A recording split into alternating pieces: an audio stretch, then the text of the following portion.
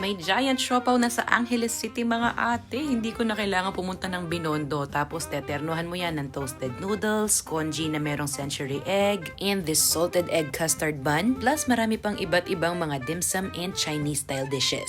Excited akong ipakita sa inyo to. So tara, samahan nyo kami dito sa Master Hakao. Located yan sa may Friendship Highway. Ito yung address nila at mahahanap nyo rin via Google Maps. Open sila daily from 10 a.m. to 10 p.m. Nagsimula sila as a hole-in-the-wall spot sa Las Piñas City noong 2024 at dahil sa dami ng mga sumusuporta sa kanila, ngayon meron na silang 24 branches all over Luzon. Meron sa Manila, Marikina, Cavite, Laguna, Rizal, Batangas, Zambales at ngayon nandito na rin sa Pampanga. Starting off with the drinks, meron sila ng mga very classic na black gulaman, oolong latte, lemonade, and red iced tea. Syempre hindi mawawala ang wonton noodle soup especially since bagay na bagay sa panahon ngayon. Plus they also have some really good congee. This is loaded with century egg, tofu, shrimp, pork, chicken, shiitake mushroom, and more. Add ng maraming chili and calamansi at solve na solve tayo dyan. Ito naman yung kanilang toasted noodles. Kita nyo naman ang laki ng serving so hindi tayo mabibitin. Tapos ang daming gulay, mushrooms, and meat with that thick savory sauce. Parang ang simple lang tignan pero must try itong kanilang pork belly with egg fried rice. And of course, we cannot miss a platter ng sariling gawa nila ng assorted dim sum. At mga sariling gawa talaga nila yan ha. If I'm not mistaken, meron silang around 15 different kinds of dim sum that you can choose from. At syempre, Master Hakao nga, diba? Eh di hindi pwedeng hindi tayo umorder ng isang platter ng Hakao. If you are a dim sum lover, matutuwa ka sa quality nitong mga sinaserve nila. Ito namang giant siopaw natin ay bola-bola pero meron din silang asado. Good for around 10 people ito mga ate ha. Tapos kahit slice mo siya, makikita mo yung kapal ng meatball sa gitna. Parang pwede nyo nga rin siyang iserve as a birthday cake. I like how they serve their pork xiaolongbao because it is in a pool of that slightly sweet black vinegar. Dahan-dahan lang at baka mapaso ka katulad ko. Kung hindi naman kayo o-order ng isang platter ng dim sum tulad kanina, meron din silang mga single order just like this. At kung yung mga naunang batch natin ay mga steamed dim sum, ito naman yung mga crispy fried. For dessert naman, we had their ube and lotus buchi. At ito mga very vibrant na dessert buns nila. Yung nauna has a salted custard on the inside. Ito yung binabalik-balikan ko sa Binondo. And the other one is chocolate. Must try ang mga to ha. And since usong-uso yung chocolate xiaolongbao, hindi rin naman sila nagpahuli dyan. So sa lahat ng mga halos araw-araw nagtatanong sa akin kung saan pwede mag-dim sum dito sa Angeles City, eto may idadagdag na naman tayo sa listahan nyo. Try Master Hakao and enjoy!